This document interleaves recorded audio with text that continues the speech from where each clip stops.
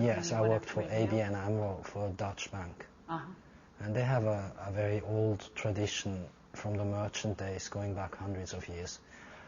We were doing relatively normal transactions. Anyways, through what I was, by normal I mean mergers, acquisition, you know, the nonsense that they do here in this world.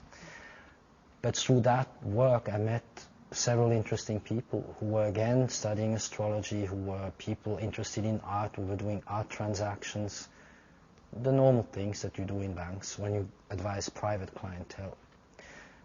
I then found a group of people who were interested in what I was doing in my part-time life, and they were living in Florida, and they said, why don't you come and live in Florida? I was ready to leave this whole thing I was doing simply because it makes no sense, in my view anyway, to be part of this world, of which I knew early on that it wasn't going to last. I knew pretty early on that while I'm still alive, now here in this life, this is all going to disappear in some way. So what was the point in being part of that when I knew you better prepare for something else? Now, after I finished my book, I had other ideas of what kind of topics I'd like to get into, which are more about what people should do with what we know that's going to happen. And I had wanted to be applied, or that people understood me clearly enough so that they knew what to do with what I know, which is what they know deep down, but they can't verbalize it yet. So my whole purpose now is more showing people what to do about the years ahead, because there is a really great, fascinating future. We're going to discover things that we were just talking about that are sort of occult in the past, but very scientific and simple in the very near future. By near future, I mean 6-7 years from now. This will all be totally normal to talk about these things. So this is your transition, coming out of a real world, normal career, but that was abbreviated and compressed so that by the age of 32, 33, I was well on my way. That was 14 years ago, doing my own thing. But it took me that time to actually finish the book, because it was a long study.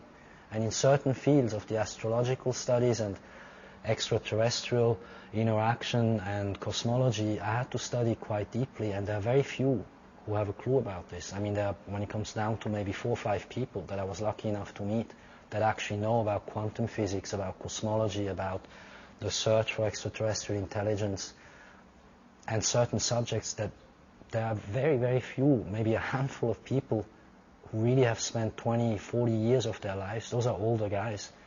Or an astronaut who had spent all of his life studying these things. So I had to meet all these people by chance, by whatever you want to call it.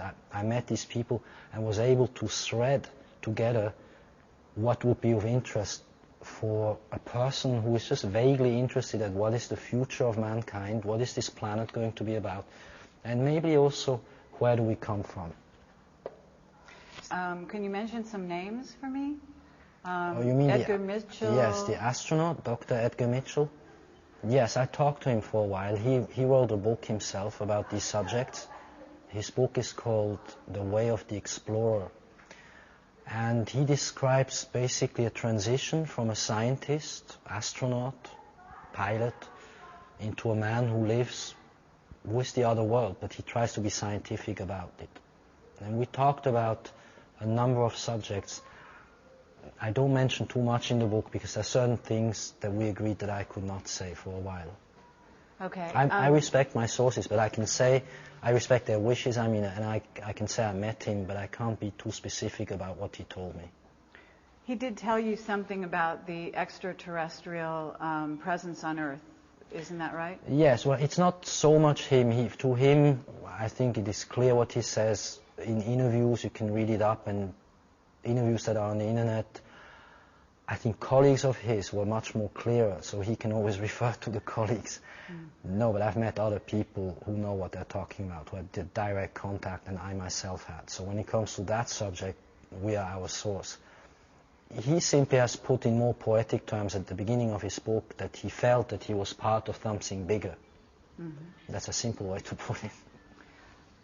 Okay, and you also, would you name any of the other people that you perhaps have dealt with or, got certain information from? There was another scientist at NASA. He's not well known. That's just someone very, very advanced on a scientific level. And I've been in contact with a number of people over the years via the internet, via correspondence, writing, phoning. So yes, I mean, it would be too long to explain who. The last one that I've been in touch with, on and off, is Jerry Zeitlin.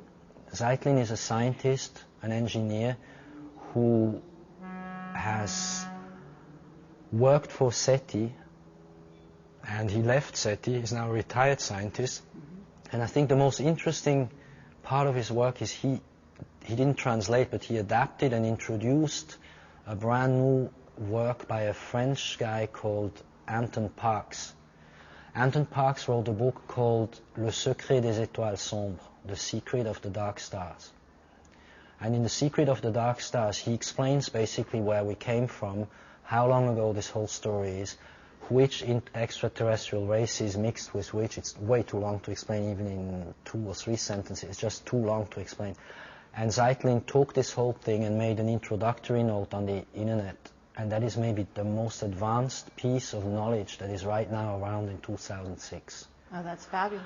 I had more or less the same impression, hadn't written it in that way, although we shouldn't make conclusions. We're always finished when we come to conclusions, but I think it is a foregone conclusion that we're not from here, but we're from the stars. How it exactly came about, there we have huge latitude, different theories, but there are searchers around who have a clue about this, and some who have had a direct interaction, not necessarily physically like Billy Meier, but who have knowledge that comes to them. Now and coming through, when I say comes through them via language, via advanced or ancient languages that are universal to hear and to write down.